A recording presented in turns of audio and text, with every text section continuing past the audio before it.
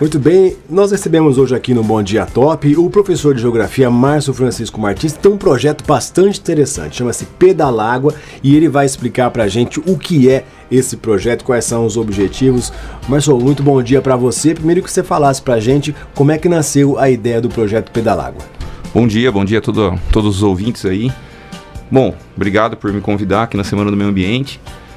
O projeto Pedalágua surgiu de uma viagem que eu fiz de bicicleta ano passado, né? Eu comecei a viajar pela Amazônia e aí vi um local onde tem muita água, e depois comecei a passar pela Caatinga do Brasil, né? Pelo Nordeste, o sertão, onde eu vi que tinha pouca água. E o cenário que eu saí para viajar, foi no final de 2015, começo de 2016, era a falta de água na Grande São Paulo, com a seca da Cantareira, né? Que baixou o nível do reservatório, e também com a catástrofe do Rio Doce, do rompimento da barragem de Mariana. Aí comecei a viajar com isso na cabeça, e na Amazônia muita água, depois também teve uma seca lá, não choveu tanto, aí depois a seca da Caatinga, que já é uma coisa comum, infelizmente tradicional, e comecei a pensar muito na água, na questão da água, e surgiu uma pergunta para mim, né? Qual é o valor da água?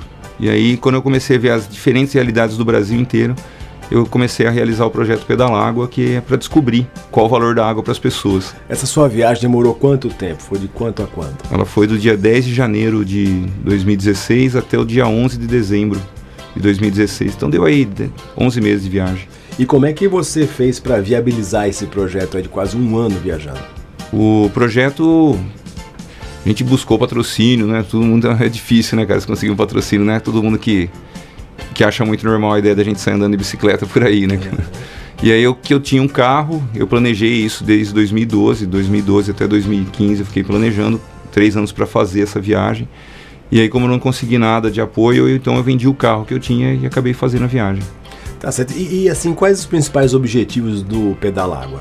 O Pedalágua tem o objetivo que é propor para a maior parte das pessoas do Brasil, a maior quantidade de pessoas que eu consegui alcançar, em pensar qual é o valor da água. Então eu fiz a viagem, documentei quase toda ela, fazendo a seguinte pergunta para as pessoas das diferentes regiões do Brasil: qual o valor da água para você? E aí agora eu vou compilar e fazer um documentário sobre isso para lançar na Semana do Meio Ambiente ou na Semana da Água do ano que vem, de 2018. Você estava me falando que você tem um vasto material, todos os lugares que você foi passando, você foi filmando, você foi conversando com as pessoas. Sim, fui captando as imagens, né, captando o áudio, tudo isso aí. Então, pelas diferentes regiões do Brasil, as diferentes questões hídricas que nós temos no país, como a população consome, como ela convive com a questão da água, que é muito diferente. O Brasil tem muitas diferenças, né? E cada região tem uma singularidade, tem uma peculiaridade em como consumir essa água. Então, eu gravei tudo isso e agora estou na parte 2, que é a parte difícil aí, que é editar esse material. Perfeito. E como é que você sentiu a receptividade das pessoas com relação ao seu trabalho? Você passava lá com a bicicleta, você conversava com as pessoas, e aí você explicava o objetivo. Como é que as pessoas reagiam com relação a isso? As pessoas receberam, graças a Deus, sempre muito bem, né? Às vezes com um pouco mais de espanto, às vezes com um pouco de dificuldade para entender a proposta do projeto, mas sempre foi muito bem recebido. O Nordeste é diferente um pouco aqui do Sudeste, né, cara? Foi a região Norte, Nordeste, o pessoal é muito mais acolhedor, você tem muito menos problema de violência como se tem aqui no Sudeste, né? Então as pessoas lá abrem as casas, abrem as portas, falam, pode comer, pode tomar banho, pode ficar à vontade aí. É muito legal a experiência de conviver com o povo do Nordeste, é um povo sensacional. Aqui no Sudeste o pessoal também é acolhedor, só que tem um pouco mais, eles têm um pouco mais de cisma, né? Eles demoram para pegar um pouco mais de confiança em você. Já não é um povo tão aberto, o pessoal já tem um pouco mais de restrição. Acho que a violência aqui no Sudeste ela é um pouco maior, um pouco diferente, né? Perfeito. E Márcio, diga uma coisa, você chegou a ver quanto fez de quilometragem nisso? Sim, quando eu cheguei aqui eu tenho um amigo, até mandar um salve para ele, o Fábio Martins. Ele pegou toda a minha rota e ele tabelou isso, colocou isso num programa e conseguiu fazer um mapa, né? Eu tinha calculado que eu tinha andado no máximo pedalado em uns 4.000 quilômetros. Eu pedalei 6.000 e remei quase 600 e peguei em quase 2.000 de carona. Então no total deu uns 8.500 quilômetros. É quase a extensão do país, né? Se você pegar do norte a sul, né? Aí já de norte a sul eu pedalei mais. Deu um pouquinho mais que o país aí. E Márcio, e você andando aí pelas regiões, né, tanto o norte quanto o nordeste, como é que você avalia a questão da preservação da água? Você disse que as pessoas lidam diferente. Por exemplo, se você está no estado do Pará, um estado onde tem grandes mananciais, e você foi para o estado do Nordeste, essa relação como é que é? O que você sentiu? A questão ambiental ainda do brasileiro é pouco sensibilizado para isso, né? Porque é difícil a gente falar de meio ambiente com as pessoas se elas não se sensibilizarem com o tema. E infelizmente acho que a gente aprende mais pela dor do que pelo amor, né? Então a gente ainda não se preocupa com a questão ambiental, tanto no norte, quanto no nordeste, quanto no sudeste, por as regiões que eu passei. Você tem diferentes níveis de informação, mas as pessoas não se sensibilizam com isso, independente do nível de estudo que tenha. É difícil você encontrar pessoas que realmente se preocupam com o meio ambiente e têm ações eficazes para isso. Você pega o norte, eles têm muito mais água, só que eles não têm coleta seletiva, não tem nem coleta de lixo, né? Quanto mais coleta seletiva, porque eles estão no meio da Transamazônica, que foi a parte que eu passei. Então o pessoal ainda joga o lixo no mato, porque eles não têm outro local. Muitos queimam, mas muitos jogam dentro do rio. Então é difícil você conseguir conviver com eles. Falar assim, você não pode jogar o lixo aí, mas ele vai fazer o que com o lixo dele? Não tem coleta de lixo. Quando a gente chega para o sudeste, a questão do consumo é muito grande e o pessoal joga muito lixo na rua ainda. Consome demais e não faz a coleta seletiva. Não é toda cidade que tem condição de oferecer a coleta seletiva, que é um problema judicial, porque a questão da lei os municípios aí com uma quantidade maior de habitantes já tem que colocar isso como lei, né, oferecer, mas ainda está lento, está devagar esse processo. Então, infelizmente, a gente tem um país muito lindo, muito grande, com muitas diferenças, mas que a gente, infelizmente, trata o meio ambiente ainda de forma igual. Ainda tem muito descaso com a questão ambiental. A gente não se preocupa com isso ainda, né?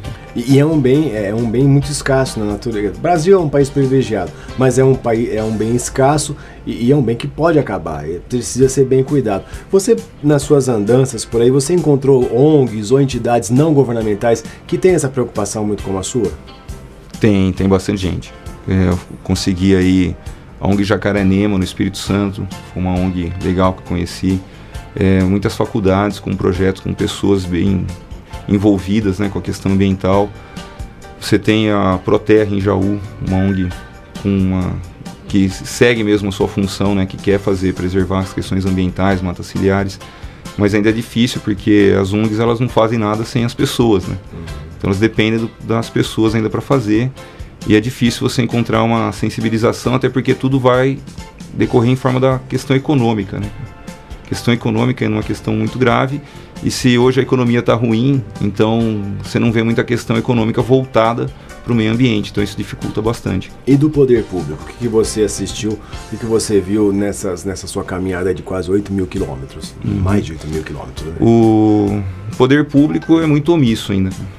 Você ainda tem o poder público, você não tem, por exemplo, vou dar um exemplo para vocês, descendo o Rio Doce, né?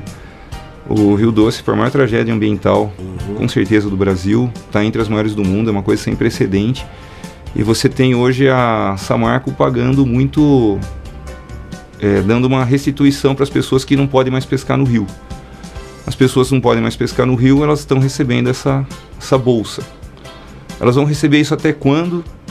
E se o poder público fiscaliza isso, né? O poder público está quieto, porque para eles está bom, porque está entrando uma verba. Para os pescadores está bom, porque eles estão recebendo uma quantidade de dinheiro. Só que a questão ambiental está lá parada, ninguém quer resolver isso aí, ninguém sabe, ninguém está se preocupando em como resolver.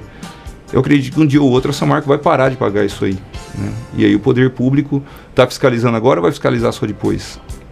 Perfeito. Então o poder público ele também não tem muita força, porque as questões ambientais sempre são permeadas pela questão econômica. Se economicamente o pessoal está dando um jeito, então ambientalmente o pessoal vai acabar esquecendo. Márcio, você comentou do Rio Doce, você navegou aí por ele, né, no remo, aí no braço mesmo. A gente assistiu aqui, esse foi realmente uma das maiores tragédias ecológicas do mundo, né? Sim. Praticamente um rio morreu ali. E você esteve por lá, o que você viu, o que você pode contar pra gente? É um rio que a natureza consegue restituir isso em algum tempo? Bom, a natureza é muito forte, né? Eu conheci um padre na Bahia, ele falou uma frase muito legal. Deus perdoa sempre, o ser humano perdoa às vezes, mas a natureza não perdoa nunca, né? com certeza ela vai se regenerar, ela vai continuar aqui, então ela vai dar conta disso. O problema é a questão do tempo, né? Porque as pessoas que vivem lá hoje dependem desse rio, dependem da água. Você pega a cidade de Governador Valadares, é uma cidade que não tem outra fonte de água doce a não ser o Rio Doce, né? E é um rio que está totalmente poluído, a cidade está sem água, tem que viver de água mineral para consumo. Então, será que todo mundo tem condição de comprar essa água mineral? O que aconteceu com o Rio Doce foi uma tragédia que não tem precedente, não dá pra gente ver lá, aconteceu isso em outro lugar, então vamos tentar nos espelhar para revitalizar, para fazer isso. Não é uma coisa que o Brasil vai ter que descobrir como fazer, né? Como tratar as pessoas que estão, os ribeirinhos que estão ali próximos. As cidades vão ter que se adaptar e conseguir água de outro local, porque do Rio Doce realmente é impróprio. E aí a gente não sabe ainda como ficar, o que fazer, né? Foi assustador, porque eu consegui remar por 22 dias dentro do rio. Conheci um amigo que sem ele não teria feito, o Maurício Daros, da Botânica, né? O cara largou a namorada, largou o emprego, falou, não, vamos lá, vou descer o rio com você também. Foi um cara espetacular conhecendo a viagem e consegui fazer isso, descer o rio com ele. Teve muitos pedaços que a gente não conseguia remar, né?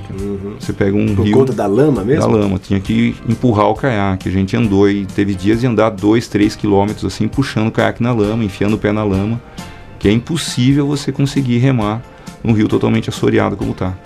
É muito complicado mesmo, né? E agora tudo isso está nesse material, como é que está o estágio disso? Você vai precisar compilar esse material e a ideia é fazer um documentário, é isso? O Pedalágua surgiu com esse nome, com essa proposta de perguntar qual é o valor da água para as pessoas em julho do ano passado, né? Vai completar um ano agora. Então eu fiz a primeira fase, que o nome Pedalágua surgiu em julho, né? Então a viagem começou antes, mas o nome mesmo, a ideia do documentário em julho. E aí eu fiz a primeira fase, que foi a captação das imagens, então usei todos os recursos que eu tinha, agora eu preciso editar tudo isso para o documentário.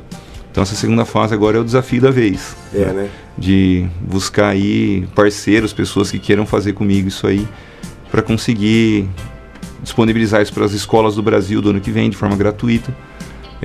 Todo mundo pensar aí qual é o valor da água.